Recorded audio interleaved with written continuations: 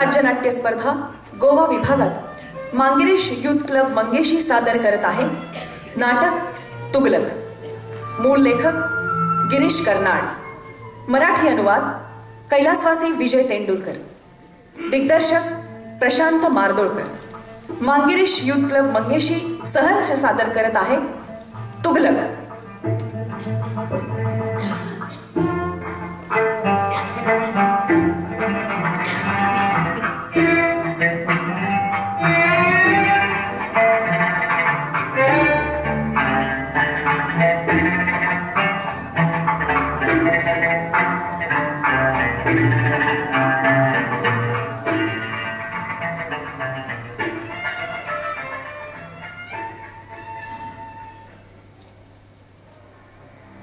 या अल्लाह परवरदिगर, काय होणार या देशाचं काही समजत नाही। का बुद्धे मिया, आता कसली काळजी?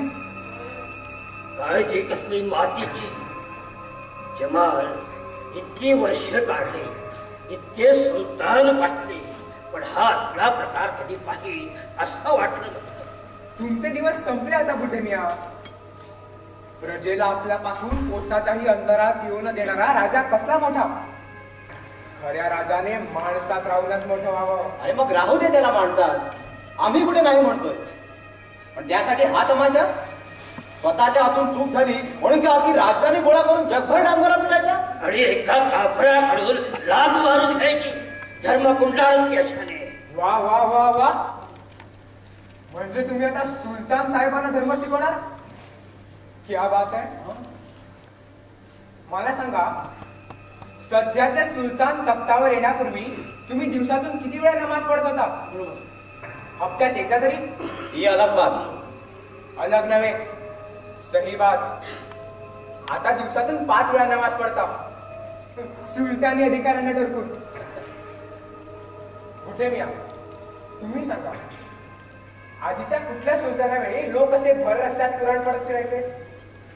एक कुराण नुसतं वाचून काय फायदा, त्याप्रमाणे वागलं तर पाहिजे खरं। एकदम सही बात। सध्याचे सुलतान हिंदूंना पण जिजिया कर देऊ नका सांगायला लागले। हे काय पुराणाप्रमाणे झालं? एक दिवस चांगला धडा मिळेल तेव्हा समजेल। तुम्ही सगळेजण असे माझ्याकडे का रोखून बघताय? आम्ही थोडीच कर माफी मागितली। उलट मी म्हणतो जिजिया घ्या आमच्याकडून, तेच बरे। सुलतानाने थोबाडावर लाथ मारून कर टाक सोडके बच्चे असं म्हटलं की कसली चिंता वाटत नाही। वाटतं सगळं ठीक चालू आहे, पण या आताच्या सुलतानासारखं कुणी तू हिंदू आहेस पण मनुष्यच आहेस असं म्हणू लागलं की पोटात गोळा उठतो। वाटतं काहीतरी धोका आहे। आत्ताच पहा ना, आमच्या स्त्रियांनी सती जाऊ नये असं म्हणू लागले हे लोक। हरामी, एक जात हरामी तुम्ही हिंदू लोक, तुम्हाला लाथाच हवी। लेकिन याद रख बेटा जमाल, हरामी हिंदू ही अपने सच्चे दोस्त होते। भाई म्हणून मिठी मारणाऱ्या हिंदू पासून धोका। हा म्हणायच्या आत तो इस्लामला हिंदू धर्माची एक जात बनवी आणि पैगंबरांना त्याच्या देवाच्या अवतारात ऐका हो ऐका, सर्व लोक ध्यान देऊन ऐका। शिकणाचा ब्राह्मण विष्णू प्रसाद याने आमच्या दयावंत सुलतानाविरुद्ध गुजरलेल्या फिर्यादीचा फैसला काझी मुबारिक यांनी दिला आहे। सुलतानांच्या अधिकाऱ्यांनी सक्तीने आपली जमीन जप्त केली, ती आपणास परत मिळाली अशी विष्णुप्रसादची फिर्याद होती। या प्रकरणी सर्व चौकशी करून तसेच विचार करून फैसला दिला आहे की विष्णुप्रसादची फिर्याद रास्त आहे। विष्णुप्रसादची फिर्याद रास्त आहे आणि दयावंत सुलतानांच्या हातून जमिनीचा बेकायदा कब्जा घेतला गेला आहे। तरी सुलतानांनी ब्राह्मणास जमीन परत करून त्याला झालेल्या त्रासाबद्दल त्याला 500 दिनार द्यावे। दयावंत सुलतानांनी हा काझी मुबारिक यांचा फैसला मंजूर केला असून विष्णुप्रसाद यास नियमित आणि पुरेसे उत्पन्न मिळावे म्हणून आजपासून त्याला आपल्या चाकरीत ठेवून घेतले आहे। हो, हा तर अगदी कडलोट झाला, भयंकर। माझा यावर मुळीच विश्वास नाही। मी नक्की सांगतो, यात काहीतरी डाव आहे। Oh, yeah!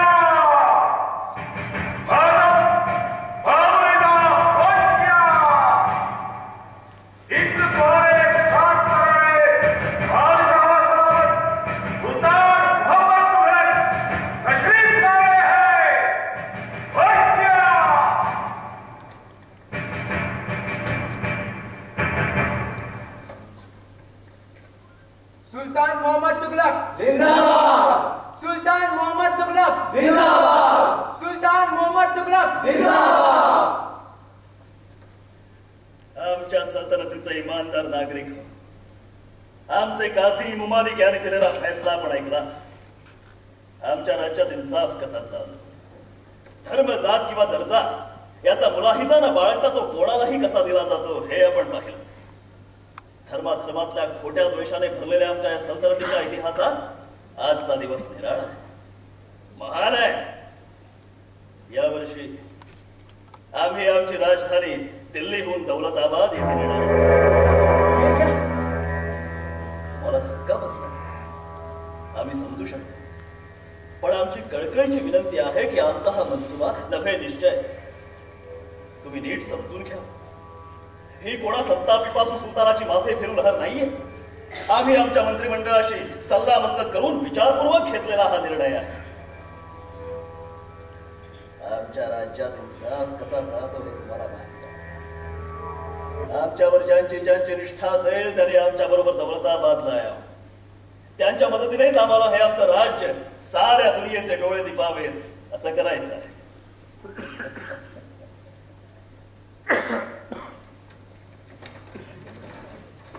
तोबा तोबा, हा काय प्रकार?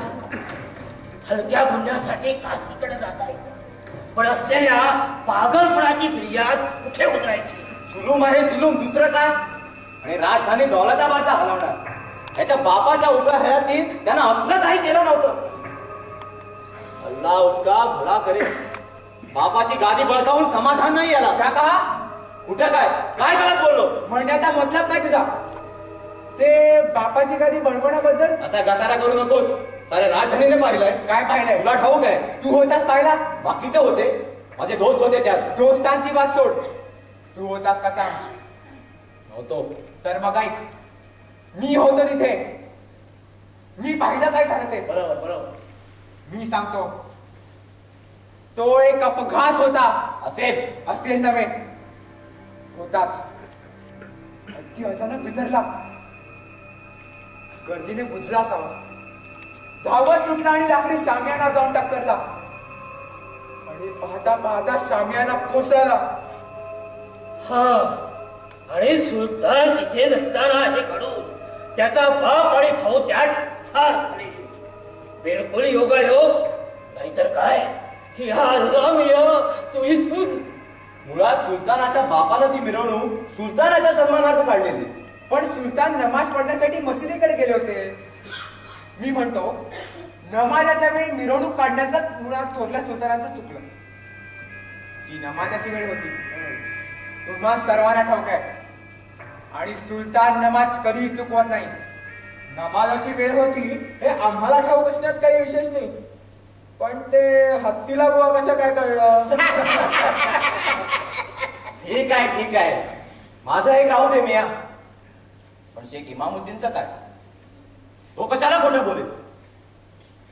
तो सरळ शब्दात म्हणाला की घडला तो खून होता, खून. खाजगीत नाही, जाहीर म्हणाला. मी होतो तिथे ऐकायला. आता बोला. शेखला पाहिलं सोडतोस तू? होय, आठवडा सुद्धा झाला नाही या गोष्टीला. कानपूरमध्ये पाहिलं मी त्याला बोलताना ऐकलं. काय माणूस तुम्हाला सांगू, काय त्याची जुबान. लोक नुसते बेभान होऊन ऐकत होते. तो म्हणाला सुलतान गुन्हेगार आहे असं तो म्हणाला, सरळ सरळ. अजून पुष्कळ काही तो म्हणाला. तो इस्लाम बद्दल बोलला, इस्लामचे अनुयायी इस्लामचं काय करतायत ते बोलला. आपण तर असलं बेभान करून टाकणारं बेहतरीन भाषण उभ्या आयुष्यात ऐकलं नाही. लोक त्याचं भाषण ऐकून खवळले, अर्ध कानपूर जाळून बेचिरा केला त्यांनी. आता मला सांगा, त्याची बारंबार खात्री नसती तर बोलला असता का तो तसं? अगदी सुलतानासारखा दिसतो म्हणे. नाही, हुबेहूब म्हणता येणार नाही, पण सारखेपणा आहे. म्हणजे लांबून बघितलं तर थोडं फसायला होतं खरं. हातवारे, लकबी, बोलण्याची ही लकब ती. एक काफर, जबान जबान. याद राख, शेख इमामुद्दीन सारख्या पाक माणसाबद्दल एक वाईट शब्द उच्चारशील तर बस बस, चले जाओ सब अब यहां से. जाओ, खड़े क्यों हो?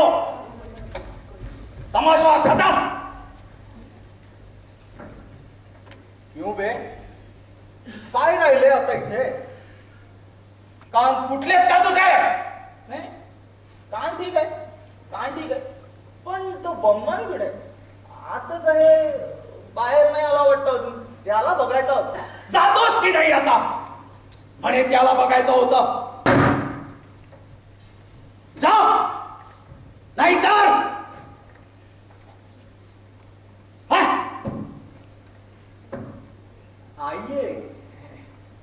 आइये आलमपणा, आइये. घाबरायचं काही कारण नाही. कुणी नाही आता इथे. यावं. जो शहाणपणा दाखवायचा होता तो दाखवला. आणि आता काय घाबरतात लोकांना? सुलतानाविरुद्ध फिर्याद गुदरतो. नमाधाराम, ही मजा. बरं येतो. जाओ घर जाओ. नमस्कार, येतो. मला आधीच उशीर होतोय. जाओ.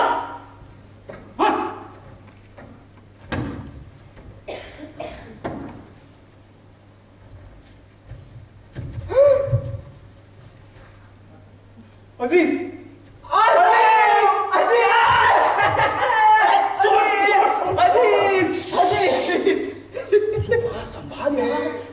कोणाला समजलं ना तर 100 भरतीच माझी. अरे पण किती वर्षात गाठ नाही तुझी, आणि पडावी ती अशी. कमाल की बात आहे, तू चक्क बम्मन झालास. तुला सांगतो यार, तरी मला शक आला होता. अरे सुलतानाला पाणी पाजणारा वीर म्हणजे कसा छाती काढून ताट मुंडीने मिरवत फिरायला हवा होता, आणि तो आत ओढून बसतो. तोबा तोबा तोबा. आणि हे बम्मन असा सुरा दाखवीत फिरू नकोस का, लोकांना शक येईल. तू इथं कसा? जिथं गर्दी तिथं मी. आपला पोटाचा धंदा आहे बाबा. ही बघ आजची कमाई. आणि पैसे कुठे कुठे लपून ठेवतात लोक, तुला सांगितलं तर विश्वास बसणार नाही. म्हणजे तुझ्या जुन्या आदती काय आहेत? आदत नव्हे, धंदा. पोटाचा धंदा. ते जाऊ दे. आपण तर पडलो मामुली भामली, खिस्से कापले. पण तुझं काय? तुझं लक्षण ठीक दिसत नाही. एरवी मुस्लिम धोब्याचा ब्राह्मण काय सहजासहजी होईल? यार हळू म्हणतो ना. हे बघ, मी तुला एक सच्ची बात सांगितली तर स्वतःपाशीच ठेवशील. त्यातून प्राप्ती किती होणार त्यावर अवलंबून. तू सुद्धा. पण बाकी तू आपला जुना दोस्त. तुझ्या पुरता आम्ही बदल्यात काही न मागता गप्प राहील. मग झालं. परवाचा शाहीर जाहीरनामा ऐकलास? कोणता रे? हल्ली फार निघत असतात म्हणून विचारतो. राज्याच्या दुसऱ्या वर्षात काढले अरे. यानंतर शाही अधिकाऱ्यांच्या वर्तनाबद्दल कुणासही सुलतानाविरुद्ध फिर्याद उतरता येईल. कुणीही घाबरू नये, इन्साफ केला जाईल वगैरे वगैरे. तुला सांगतो यार, तू जाहीरनामा ऐकला तेव्हापासून कळ्यापर्यंत चिंतेत होतो मी. किडे फिरत होते डोक्यात. हल्ली धोब्याच्या धंद्यात पूर्वीच राहिलंय का म्हणून जरा विचार केला. आठवलं की हल्ली विष्णुप्रसाद नावाच्या ब्राह्मणाची जमीन शाही फरमानानं जप्त करण्यात आली होती. डोक्याचा चकोटा केला, त्या ब्राह्मणाला गाठला आणि म्हणालो, तुझी जमीन मी विकत घेतो. जप्त झालेले? नाही, मी तुझ्या एवढा चालक नाही म्हणून विचारतो. विष्णुप्रसादने हेच विचारलं ना. मी म्हणालो, ही काळजी तुला नको, तू जमीन लिहून दे, 10 दिनार घेऊन मोकळा हो. पुढचं काय ते मी पाहून घेईन. अडला तुझा बिचारा. तत्काळ कबूल झाला. विक्री खत लिहून दिला मागल्या एका तारखेचा. कोदरली फिर्याद सुलतानाविरुद्ध.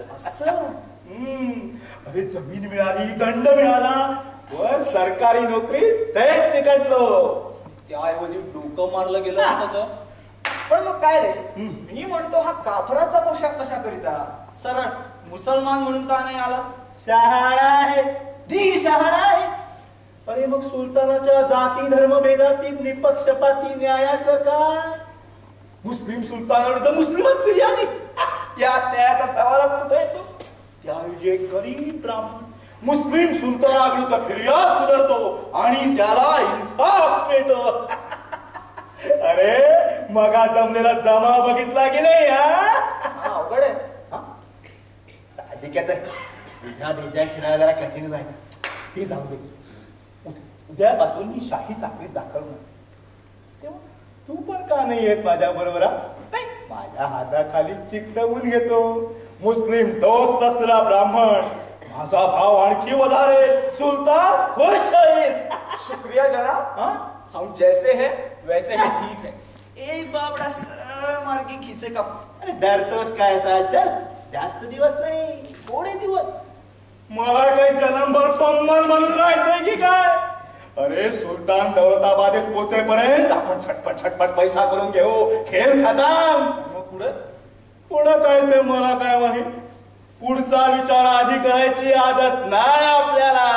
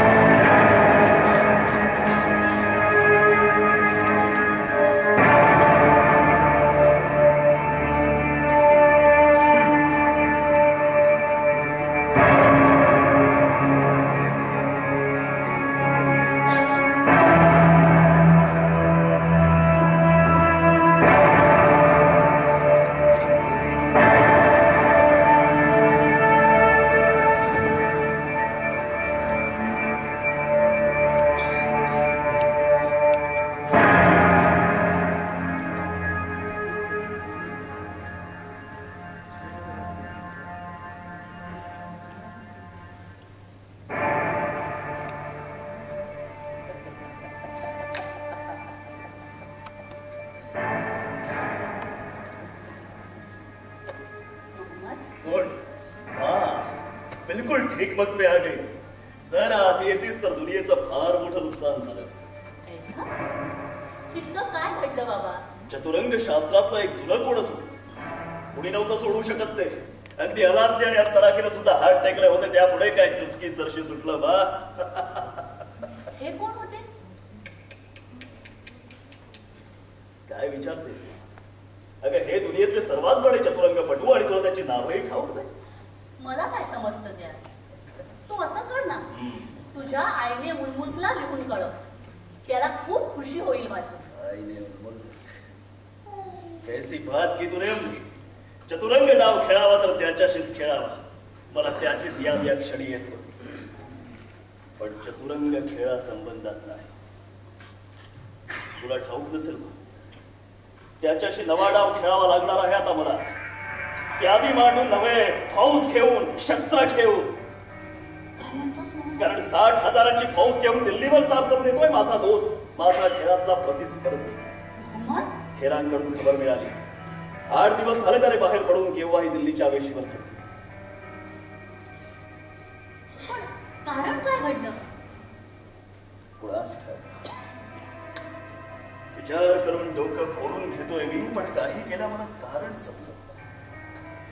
मी तर त्याला माझ्या मागल्या शेवटच्या खाली त्या दख्खनचा सुभेदार होण्याबद्दल विचारलं. तिथं कोणातरी मोठ्या ताकदीच्या विश्वासू माणसाची मला गरज होती आणि मला वाटलं होतं की तोच एकटा ती भागवू शकतो. मग आता काय करणार? आता काय कर आहे ती फौज घेऊन युद्ध करणार. त्याच्याकडे आहे त्याचा 8वा भाग फौज देखील माझ्याकडे नाहीये. तयारीला वेळ नाहीये. चांगली चतुरंग समस्या सोडवली म्हणून तू आईने उलमुलची याद करून दिलीस. पण तुझं येण्याचं कारण विचारण्याचं राहूनच. काय कारण आहेस? आता त्याचं काय? का नाही कळू दे तर खरं येण्याचं कारण. रात्र रात्र जागा असतोस त्यानं चिंतित आहे मी. सकाळपर्यंत इथं दिवा जळताना पाहते. असं का ते विचारायला म्हणून आले होते. पण उत्तर परस्परच मिळालं. कसलं उत्तर मिळालं? हे बघ त्याचा आईने उन्मुखच्या विचारतच असतो तर यात कशाला वक्त गुजरला असता. रात्र जागून काय करतोस तू?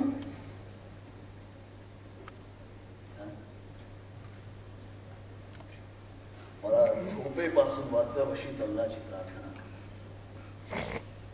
दिवसभर करतो मी उद्याची चिंता, उद्याचे विचार, उद्याचे राजकारणी भेद. रात्र झाली की या सगळ्या पार हे सगळं जसं एका पावलात सहज उडाण एका वेगळ्या जगात मी पोहोचतो. तारे लहरात अवकाशाचे वेध घेतो. कृत्तिका पुंज दिसतो. शायरी की सौदला त्यात शहामृगाची अंडी दिसली होती ते आठवण. त्या रुमाला स्वच्छंद विहार करणारा सारस्त्यात दिसला होता त्याची आठवण. कुणी कुणी त्या कृतिका पंचाची किती प्रकारने स्तुती केली होती ते सार मनात जाग होत, मन लख जाग होत. वाटतं वाचावं, आणखीन वाचावं, वाचनात शायरीत स्वतःला बुडवून घ्यावं, बाहेर येऊच नाही. इतक्यात दुसरंच काही मनात सुरू. दुनियेतलं सर्वात उंच झाड कुठं असेल त्यावर चढावं, खूप उंच व्हावं आणि माझ्या प्रजेला हाक घालावे. माझ्या प्रजाजनांनो या, इथं मी तुमची प्रतीक्षा करीत हा पहा उभा आहे. मला तुमची दुःख, तुमच्या चिंता सांगा, तुमच्या आनंदात मला वाटेकरी करा. तुमच्या बरोबर मला हसू आणि रडू द्या. आपण मिळून अल्लाची करुणा भागू. त्याला इतके शरण जाऊ की आपले देह वितळून रक्ताची वाफ झाली तरी प्रार्थना संपणार आहे. इतिहास आपल्या मुठीत आहे, आपला आहे. आपण प्रकाश होऊन ओसाडीवर हिरवळ फुलवत जाऊ. आपण अंधार होऊन देशोदेशींच्या हद्दी पुसून टाकू. या या माझ्या लेकरांनो, माझ्या मिठवीत या. तुम्हा सर्वांसाठी हे मी माझे बाप पसरले. पण ढोईत मुळांना अजून घर नाही, तर मग चंद्र ताऱ्यांपर्यंत माझे भांग्याचे बाप मी कसे उंचावणार? हिंदूप्रमाणेच पुनर्जन्मावर माझा विश्वास असता तर अनेक पुनर्जन्म मी मागितले असते. पण मला आहे हा एकच जन्म, हे एकच शरीर आणि माझी प्रजा, माझ्या इच्छा, माझ्या आकांक्षा आणि माझा अल्लाह परवरदिगार यांच्यात या एका जन्मासाठी, एका शरीरासाठी केवढी निकराची ओढाताण, केवढा तुंबळ सगळा दिवस रात्र एक सारखा चाललाय, सारखा चाललाय. असं असतं या कष्टीत झोपेत मी माझा काळ कसा वाया घालतो? तूच सांग. फक्त झोप येत नाही म्हणून शादी करून वंश वाढव, एवढाच सल्ला तुम्हाला देऊ नकोस. तुला काय करावं ना तेच समजत नाही. कधी एक साधा सवाल विचारावा तर त्यावर तुझं हे असं पल्लेदार शाही उत्तर. अगदी आईने उलमुल्क देखील तुला रोखू शकत नाही. मा समज आईने उलमुल्कशी मी लढताना मरण पाव. बस नाही, सच कहता. मी लढाईत कामी आलो तर काय झालं? माझे अखेरचे दिवस तरी मी माझी चिंता करण्यात मुळीच दवडणार नाही. माझ्या शत्रूंची काळजी मला नाही. मला काळजी आहे ती माझ्या प्रजेचीच. बदतमीज, आधीच्या सुलतानांनी जसं काही हे केलंच नाही. नाही केलं. दिल्लीच्या आधीच्या सुलतानांचीच याद करणार. सत्ता त्याला बिचाऱ्यांना पेलली नाही, ते टाकवलीही नाही. परिणाम काय झाला? ऐन जवानीतच गुठ्ठे होऊन मेले किंवा मारले. मोहम्मद, काय झालं? तुझ्या तोंडून ही मरणाची मदत मला ऐकवत नाही. का नाही ऐकवत? ऐकवत नाही, बस. म्हणजे तुझाही त्या बोलवेवर विश्वास आहे म्हणायचं? कसली बोल, कसली बोलवा, कसली कुजबूज. तुला ठाऊक आहे मी काय म्हणतोय? पागलासारखा बघू नकोस. माझ्या मनातही ते नव्हतं. पण तुझा विश्वास आहे त्यावर. आणि मी म्हणतो का असं? माझ्या सख्या आईचा सरदरबार ते खरं मानतोय, माझे अमीर ते खरं मानतायत, मग माझ्या सावत्र आईनेच ते का खरं मानू नये? खामोश हो जागदे. तुझ्या तोंडून मला तसं म्हटलं गेलेलं सहन होणार नाही हे मी बजावलंय तुला. होय, पण तू सावत्र आईच आहेस.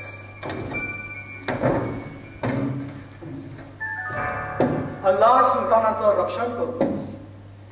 वजीर मोहम्मद नजीब आणि जियाउद्दीन बर्नी आपल्याला भेटायला आले आहेत. आत पाठव त्यांना.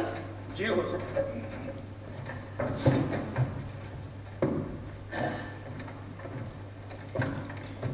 अल्लाह सुल्तानाचं रक्षण करो. आइए आइए, दोनों मिलके आइए. देख के सचमुच बड़ी खुशी हो रही है. एकत्र आपल्याला पाहण्याचा योग मिळाला. खैर, आताच आम्ही आमच्या मासाहेबांची काय बोलू. चतुरंगांच्या डावातल्या सोडलेल्या कोड्याबद्दल तू त्यांना काय सांगत नाहीस? कारण त्यांना त्यात रस नाही. मासाहेब, बरणी पडलं इतिहास का? त्यांचा चतुरंग डाव रंगतो भूतकाळांच्या पडछायांची. आणि हे नजीब राजकारणी मुत्सद्दी, त्यांना त्यांच्या चतुरंग खेळासाठी रक्ता मांसाची जिवंत प्यादी लागते. सोंग्यांच्या या हाडकांत प्राण फुंकण्यात का त्यांना धीर नाही. त्यासाठी हवा आयने उलमुल्क. तर नजीब, एव्हाना मी कुठपर्यंत पोहोचलो? हुजूर, प्रयत्नांची शिकस्त करीत आहे, परंतु 6000वर जमेल असं वाटत नाही. परिस्थिती आपल्या फारच विरुद्ध आहे. कुठे 30,000, आणि कुठे 6,000. कसलं सैन्य, कसली परिस्थिती हुजूर, मी विचारू शकतो? पण हुजूर, दुसरा एक सवाल उभा राहिला आहे आणि तोही तितकाच गंभीर आहे. शेख इमामुद्दीन दिल्लीत हजर झाला आहे. अच्छा, म्हणजे युद्धावर निघण्यापूर्वी आम्हाला त्यांचे आशीर्वाद घेतलेच पाहिजे. होय हुजूर, आणि नंतर ते कोणालाही कालत्रही मिळू नये अशी चोख व्यवस्था पण केली पाहिजे. छे, शेख इमामुद्दीन यांच्यासारख्या पवित्र माणसाबद्दल ही भयंकर भाषा. शेख इमाम आमच्यावर जाहीरपणे टीका करतात, आमच्याकडे सत्तात्यागाची मागणी करतात, म्हणून नजीब चिडले आहे. शेख इमामना आम्ही नालायक वाटतो. एवढ्यावर सर्व संपत नाही हुजूर. राज्यातल्या उठावखोरीचा तो एक मोठा आधार झाला आहे. तो आणखी काय काय तारे तोडतो ते हवं असेल तर या बर्नीनाच विचारा, तेच सांगतील. अच्छा, म्हणजे तुम्ही त्यांचं भाषण ऐकलं बर्नी? कसे दिसतात ते आमच्यासारखे दिसतात या बोलवेत कितपत तथ्य आहे? थोडस सत्य आहे हुजूर, पण मी शेख इमामुद्दीन यांचं भाषण ऐकलं हे नजीबना कसं समजलं? हुजूर, माफी असावी, पण माझ्यावर कोणी टेळणी ठेवणं मला आवडणार. माहिती मिळवणं माझं काम आहे, म्हणून तर मी तुम्हाला माझ्याबरोबर इथं येण्याला सुचवलं. इतिहास घडत असताना तर पाहण्यासाठी इतिहासकारांना कधीपासून बोलवावं लागलं. बरं, सांगून टाका शेख इमामुद्दीन आमच्याविषयी काय म्हणतात. हुजूरांच्या अंदाजाप्रमाणेच ते बोलले. ते म्हणाले की हा सुलतान म्हणजे इस्लामवर डाग आहे.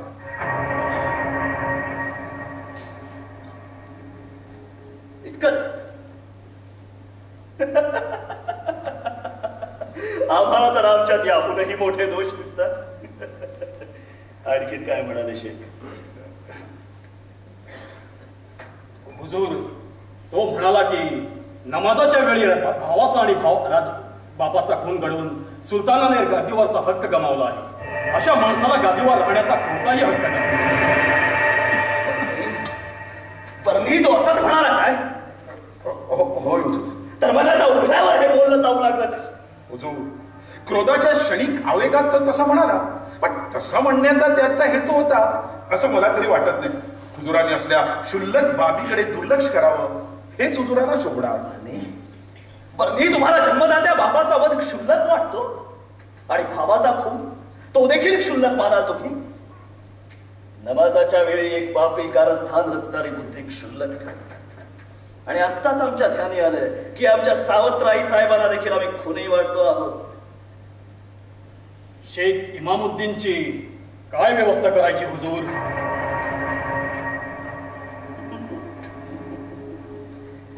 बडबडू द्या त्यांना, ते पवित्र आहेत तेव्हा त्यांचा तो हक्कच आहे. पण सरकार या बाबतीत स्वस्थ बसणं अयोग्य ठरेल. कानपुरात अद्याप दंगली चालू आहेत, त्या त्यानंच फूस लावून पेटविल्या आणि आता तर तो राजधानीत आला आहे. हुजूरांचंच म्हणणं योग्य आहे. सुलतानावर देखील टीका करण्याचा लोकांना हक्क आहे असं लोकांना सांगण्यात आलं. सुलतानाने दिलेला शब्द खरा करण्याचा हीच तर खरी सत्य आहे. हिरवी दिला शब्द कुच कामाचा ठरून नामुष्किल. शब्द खरा झाला तर हुजूरांच्या मनोधैर्याचं, सचोटीचं आणि न्यायबुद्धीचं सर्व कौतुकच होणार आहे. मनोधैर्य, न्यायबुद्धी, सचोटी. बर्नी महाशय, एका राजकारणी परिस्थितीचा आपण विचार करता आहोत. होय होय, आणि राजकारणी परिस्थितीत ह्या गोष्टीला फार मोल असतो. पैगंबरांनी आपल्यासाठी ठेवलेल्या इस्लामी राज्याची भरभराट राजकारणी परिस्थितीतच होणार आहे. नाही नजीब, तुम्हाला नाही समजायचं. तुमच्या हिंदू बालपणाने तुमच्या वृत्ती सुधारण्या पलीकडे केलेले आहे. बर्नी, मी हिंदू धर्म का सोडला ते ठाऊक आहे तुम्हाला? कारण हिंदू धर्म केवळ आत्म्याच्या गोष्टी करीत होता, माझ्या वैयक्तिक आत्म्यांची चिंता वाहत होता. पण समाज मात्र व्याधीने कळवळत किंचाळत होता, म्हणून मी मुस्लिम झालो.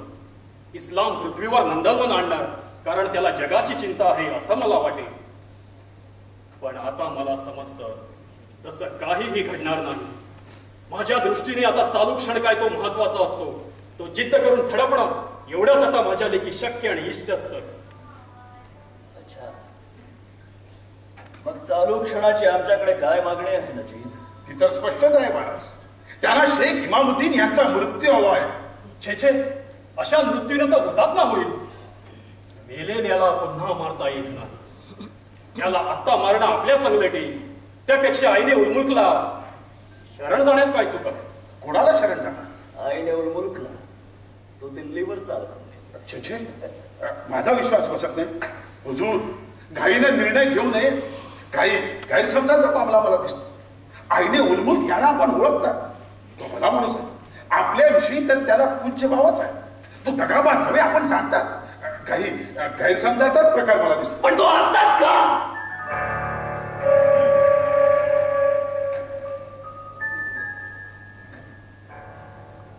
यावेळी गैरसमजासाठी आम्हाला सवड नाही हे ठाऊक नाहीये त्याला.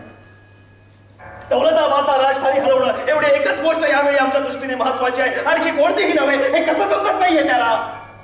पण हुजूर, तो दिल्लीवर चाल का करून येत आहे याचं कारण शोधलं पाहिजे. एक दूत पाठवा, हवं तर मला पाठवा, मी जातो. त्याचा फायदा काय? या असल्या खटपटीत वेळ घालवणं निरर्थक आहे. घातकी तो घातकीच, मग तो दोस्त असो की आणखी कोणी, त्याचा नायनाट केलाच पाहिजे. पण कारण जाणून घेण्याची इच्छाच तुम्हाला नाही. कारण मला ठाऊक आहे आणि ते तसं सरळ आहे. कारण सरळ आहे म्हणतात. आपण गादीवर आलात तेव्हा अवधमध्ये अंधाधुंदी होती. आपणच आईने उलमुल्क यांना तेव्हा अवधचे कारभारी नेमला. त्यांनी बंडाळी मोडून काढली, कायद्याचं राज्य पुन्हा आणलं आणि अवधची जनता त्यांना देव मानून भजू लागली.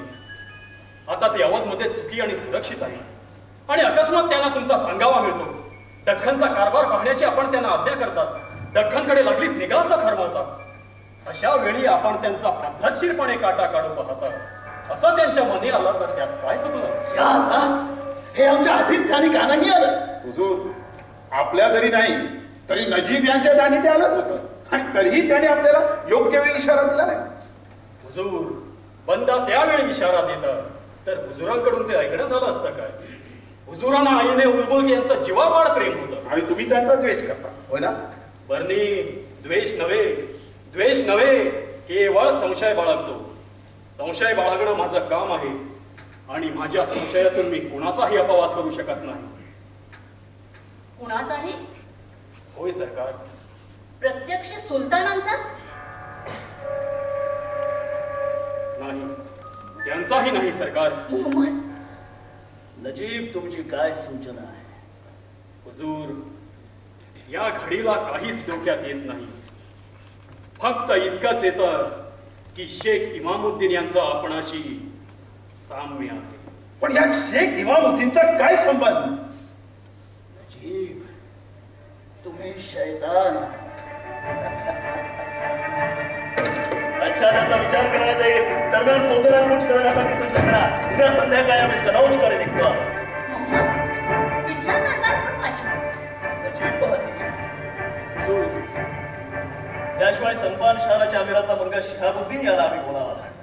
खुद्द अमीर आमच्याशी अटी ठेवलेला म्हणून त्याच्या मुलाला बोलावं. त्यामुळे अमीर पुढे मागे अनुकूल होण्याची शक्यता आहे. हुजूर, आपण काय चालवलंय? माझ्या तर काहीच ध्यानी येत नाही. पण मला आपल्याविषयी चिंता वाटते. तुमचा अपेक्षाभंग आमच्याकडून घडल्यास माफ करा. पण हा चतुरंग डाव आम्हालाच आमच्या पद्धतीने खेळला पाहिजे. त्याला दुसरा मार्ग नाही. बरणी, चला नजीब, सेनापतींची गाठ घेतली पाहिजे. बासाहेब, माफी असावी. बर्नी जरा इथंच थांबू शकतील का? त्यांच्याशी बोलेन म्हणते. हा, क्यों नाही, जरूर जरूर.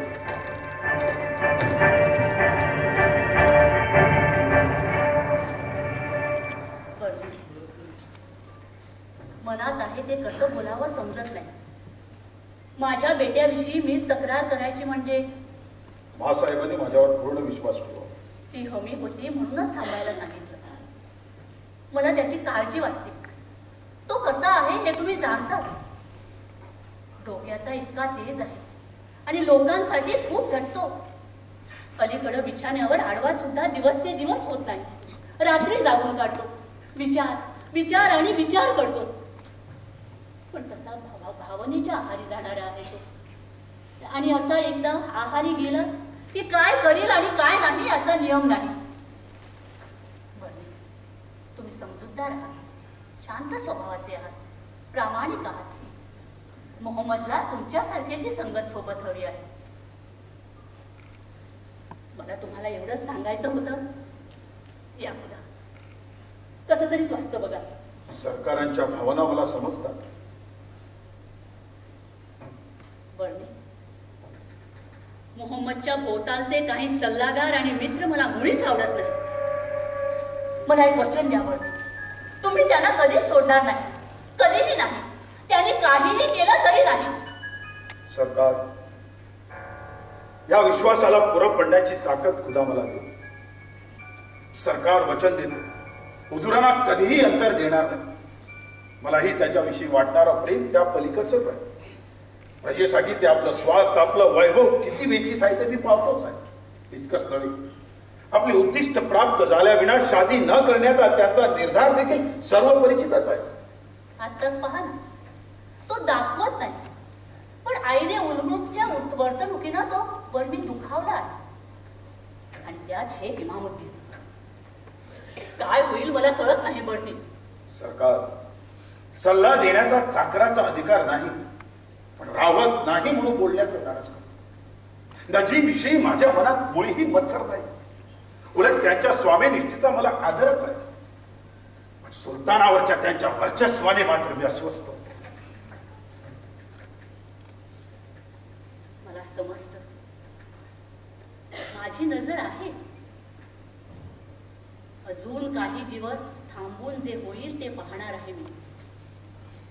पण इतकं नक्की, चाललंय तसं चालत राहिलं तर कुत्र्याची मौत देखील बरी म्हणण्याची पाळी त्याच्यावर येईल हे नक्की.